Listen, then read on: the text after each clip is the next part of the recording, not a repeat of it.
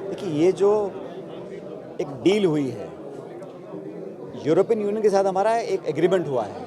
Agreement होता है बराबरी का, डील थोपी जाती है और सोशल मीडिया पे अमेरिका के राष्ट्रपति ये थोप देते हैं कि अमेरिका ये करेगा, इंडिया ये करेगा।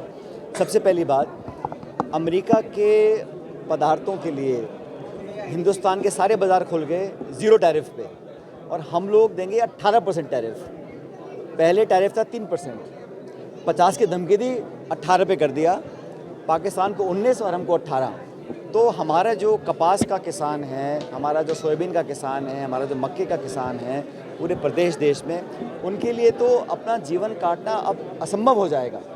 क्योंकि जब अमेरिका में इतना सब्सिडी है, इतनी बड़ी मात्रा में वो पैदावार करते हैं, जब यहाँ पे हमारे बाढ़ आएगी उस सामान की, तो हम लोग क्या करेंगे। और पहली बार कोई विदेशी नेता या विदेश की कोई ताकत भारत को बता रही है कि कहाँ से हम तेल खरीद सकते हैं, कहाँ से नहीं खरीद सकते हैं। भारत कोई छोटा टापू नहीं है, इतना बड़ा मुल्क है, और कैसे अमेरिका हमको बताएगा कि आप रूस से नहीं तेल ले सकते हो या आप वेनेजुएला से ले सकते हो। ये निर्णय हमारा है। ये एनर्जी सिक्योरिटी, हम 83% अपना ऑयल और गैस इंपोर्ट करते हैं, हम कहाँ से लेंगे, किस दाम पे लेंगे, ये निर्णय हमारा है। ये हम पे थोपा गया है, और कहीं ना कहीं जैसा राहुल जी बोल चुके हैं, हम सब जानते हैं कि सरकार की कुछ कमजोरियां हैं। सरकार कहीं ना कहीं कॉम्प्रोमाइज्ड है, नहीं तो इतना होशोवास में पहले भी गैर कांग्रेस सरकारें रही हैं, किसी सरकार ने किसानों की बलि नहीं चढ़ाई है। इस बार जो किया है किसानों के साथ, जो धोखा दिया गया है उनको, मैं समझता हूँ उनके भविष्य को अंधकार में धकेला गया है, उसके लिए सरकार जिम्मेदार है। कांग्रेस पार्टी और तमाम जो इंडिया अलायंस के दल हैं इसका विरोध करेंगे। संसद में हम लोगों ने किया, संसद के बाहर करेंगे। राहुल गांधी जी अभी मध्य प्रदेश गए थे, कल पंजाब में थे, राजस्थान भी आएंगे, खड़गे साहब भी कर रहे हैं, पूरी पार्टी। और मैं समझता हूँ कि पूरे किसान वर्ग और नौजवान समझ गए हैं कि जो ट्रेड डील की गई है एक तरफा है, और भारत की एनर्जी सिक्योरिटी, भारत की इकोनॉमिक सिक्योरिटी और भारत के किसान जो हमारे अन्नदाता हैं, दूधदाता हैं, उनके साथ बहुत बड़ा खिलवाड़ किया गया है। इस धोखे को देश बर्दाश्त नहीं करेगा। और ये वही बीजेपी है, आप सबको याद होगा भारतीय जनता पार्टी जब मनमोहन सिंह जी प्रधानमंत्री थे, भारत को परमाणु शक्ति बनने का जो हमने डील की थी अमेरिका के साथ, उसका भाजपा ने विरोध किया। एफडीआई का विरोध किया, एफडीआई इन रिटेल में विरोध किया, एफडीआई डिफेंस में विरोध किया, तो सब विरोध करते थे। अब सरकार में आके पूरे कॉम्प्रोमाइज़ होके आप अपनी गलतियां छुपाने के लिए डोनाल्ड ट्रंप की जो एक तरह की एक तरफा कार्रवाई है उसको स्वीकार किया है, इसके हम लोग खिलाफ रहेंगे। मुझे लगता है भारत सरकार को तुरंत प्रभाव से पूरी ताकत लगा के हमारे जो नागरिक विदेश में फंसे हुए हैं उनको वापस लाना चाहिए।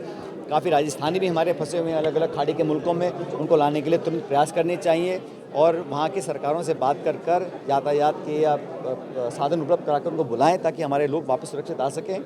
जो हालात उत्पन्न हुए हैं बड़े चिंताजनक हैं। बहुत जल्दी घटनाक्रम बदला। जो कार्रवाई ईरान पर हुई, ईरान ने फिर बाकी 7-8 मुल्कों पर अटैक किया है, ये लगातार स्थिति बिगड़ रही है। मैं उम्मीद करता हूँ कि शांति दोबारा स्थापित होगी और कूटनीतिक दरवाजे दोबारा खोले जाएंगे, क्योंकि इस प्रकार का आक्रमण, इस प्रकार का काउंटर अटैक किसी के लिए अच्छी बात नहीं है। और भारत एक बहुत बड़ा मुल्क है, काफ़ी कुछ हम लोग खाड़ी से बाकी देशों से आयात करते हैं, तेल के दाम बढ़ रहे हैं, पूरी दुनिया में एक अनिश्चितता बनी हुई है। तो ये जो हो रहा है, ये इजराइल अमेरिका ने जो एक्शन लिया, मैं समझता हूँ इस पर कहीं ना कहीं विराम लगना चाहिए, क्योंकि युद्ध का लाभ किसी को नहीं है, अनिश्चितता पैदा होती है, और भारत को एक सक्रिय भूमिका निभानी चाहिए शांति स्थापना करने की दिशा की ओर। सर, अभी अजमेर में प्रधानमंत्री ने आईएनसी और एमएमसी का बयान दिया। प्रधानमंत्री जी का जो बयान था बहुत दुर्भाग्यपूर्ण था। देश के सर्वोच्च पद पर बैठकर प्रधानमंत्री जी इस प्रकार की भाषा का प्रयोग करते हैं, वो पहली बात तो सत्य से बहुत परे है।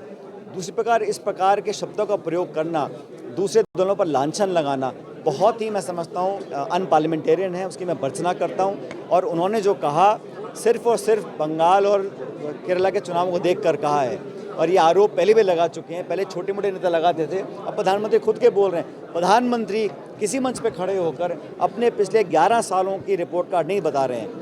वो नहीं बता रहे कि ट्रंप ने ऐसा क्या दबाव बना रखा है कि आप इस प्रकार के ट्रेड डील किसानों की एक तरह से उनको अंधकार में ढकेल रहे हो।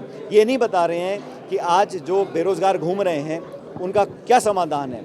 और कांग्रेस में देखो, विरोध प्रदर्शन करना हमारा सबका अधिकार है। आपको विरोध पसंद हो या ना पसंद हो, लेकिन विरोध करने का अधिकार तो है।